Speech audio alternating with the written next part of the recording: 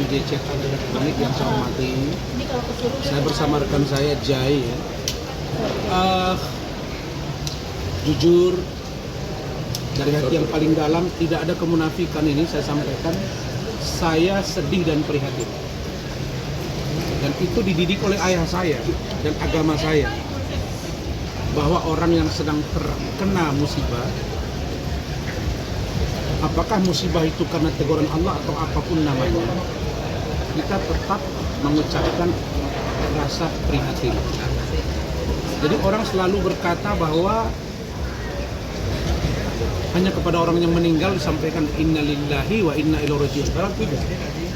Jadi saya menyatakan sedih, saya prihatin terhadap terjadinya penahanan kepada adik saya Nikita Mirzani Mawardi alias NM alias Nikmir. Sebenarnya proses penahanan ini sudah saya prediksi dari awal, dan saya sudah sampaikan ke media.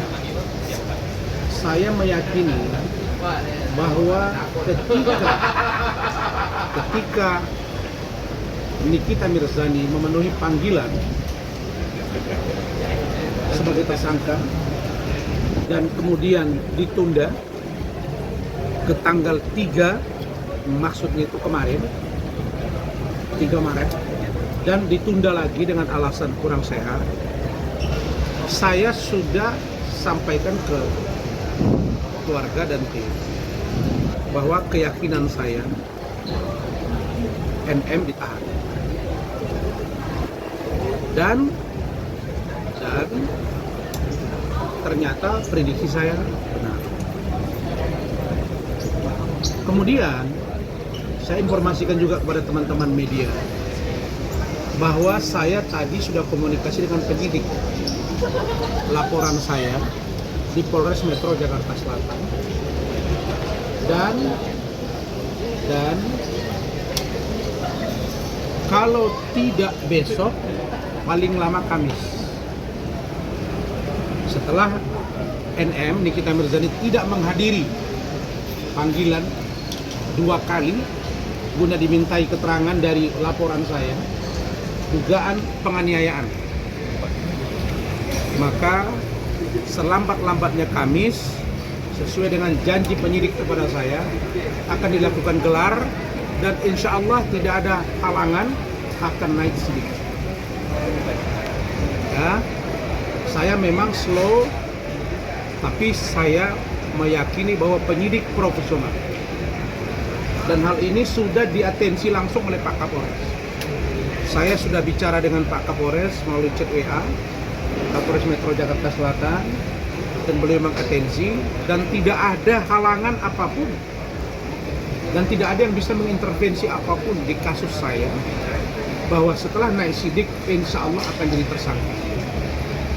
Pertanyaannya, apakah saya prihatin atau tidak, lalu kemudian saya mencabut laporan saya karena dia jadi ditahanan sekarang dengan hukuman yang menurut saya ancaman hukumannya sampai 20 tahun. Maka jawabnya, setelah berkoordinasi dengan keluarga dan anak-anak, maka saya tetap melanjutkan. Saya tetap melanjutkan agar ke depan tidak ada lagi orang yang dengan suka-suka menghina orang lain. Sama halnya misalnya kasus Denis, yang kalau NM benar hamil, seandainya benar hamil, maka kita akan sangat kasihan melihat dia ketika dia memelihara janinnya dalam kondisi yang sangat memprihatinkan di dalam tahanan. Maka menurut saya, jika ada ruang untuk NM memastikan kehamilan, misalnya penyidik memberikan kesempatan buat NM untuk memeriksakan kandungannya, Dan kalau itu memang benar, saya pikir harus ada pertimbangan khusus dari penyidik. Ada satu aktor yang saya duga, Dr. O. Saya minta penyidik Polda Metro Jaya di Cyber untuk juga memeriksa Dr. O. Kalau saya tidak salah dengar, ada statement dari Zanzabella. Ada juga postingan dari adik saya Fitri. Dan ada juga pembicaraan antara Dr. O dengan Dr. GS RG. Dan ini saya sudah bilang dari awal, mereka ini adalah klien-klien saya dulunya. Dan saya tahu perilaku mereka. Dan ternyata sekarang senjata makan tumpeng. Kalau Dr. O tidak diperiksa. Kenapa? Karena Dr. O ini diduga ini orang yang sangat pandai ya, menyampaikan sesuatu tetapi di hati dengan di bibir berbeda. Dan itu saya rasakan dengan keluarga. Nah, sekarang kita minta NM untuk jujur. Kita minta Mail untuk jujur. Agar kasus ini terbuka seterang-terangnya dan kelihatan siapa berbuat apa, siapa berlaku apa, dan siapa aktor intelektual atau intelektual dedem. Berikutnya, memaafkan Niki juga nggak sih Bang setelah mendengar kabar kalau dia ditahan gitu Bang? Saya sudah mengatakan bahwa saya prihatin, artinya saya memaafkan. Tetapi proses hukum biarkan berjalan. Karena itu permintaan keluarga dan anak-anak saya. Kakak saya saja dari kampung dan abang saya itu semuanya menyatakan kegembiraan. Tapi saya tidak. Dan saya tenang. Kenapa? Karena menurut saya tentu ada sesuatu di balik tindakan dia ini. Merasa sedih juga nggak? Apakah dia mungkin tidak menemukan sosok suami yang menjadi pengayom hidupnya? Dan saya dari awal sudah katakan kepada kalian bahwa kalau Fadel melaporkan Loli, maka terbuka ruang buat Loli untuk mengungkap semuanya. Dan lewat kesempatan ini, anak saya Loli, Ananda Loli, coba terbuka. Ada apa sesungguhnya? Ribuan kata-kata. Jadi jawabnya, saya maafkan dan saya terus menjalankan kasus ini. Saya tidak pernah mendesak. Kalau saya desak, dia dari kemarin sudah naik dengan tersangka. Tapi saya mau melihat jalan mana yang harus duluan.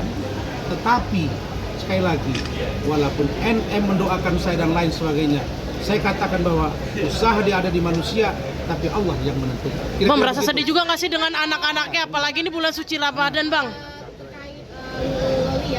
Di bawah umur bagaimana bisa menjamin? Kan saya balikkan lagi. Loli sebagai apa? Dia kan anak di bawah umur. Iya, I know. Anak di bawah umur. Kan di bawah asuhan ibunya. Kalau dia menjamin, artinya dia bertanggung jawab terhadap semua tindakan dari NM. Bagaimana mungkin Loli bisa menjamin seorang NM tidak melarikan diri? Uang mereka saja belum satu rumah kok. Jadi itu saya pastikan ditolak dan tidak akan dikabulkan. Dan saya kira Loli terlalu dingin. Makanya saya heran, kan dia punya lawyer, Fahmi Bana. Kenapa sih nggak kasih masukan? Jangan ketika masalah itu menguntungkan Anda terus Anda bicara. Tapi ketika ada satu hal yang tidak memungkinkan untuk dilakukan oleh Loli, Anda lakukan itu. Atas nama apa? Anak di bawah umur. Anak di bawah umur, bisakah dia menjamin? Tidak bisa. Yang ada itu perbuatan pidana yang dilakukan oleh anak di bawah umur itu sendiri. Kalau anak di bawah umur, contohnya diperiksa di pengadilan, tutup. Atau di aborsi, dia melakukan ada pidana. Tapi kalau untuk menjamin, dengan semua perspektif hukum dari banyak pakar, walaupun itu debatable, saya menyatakan tidak tepat kalau NN dijamin oleh Loli.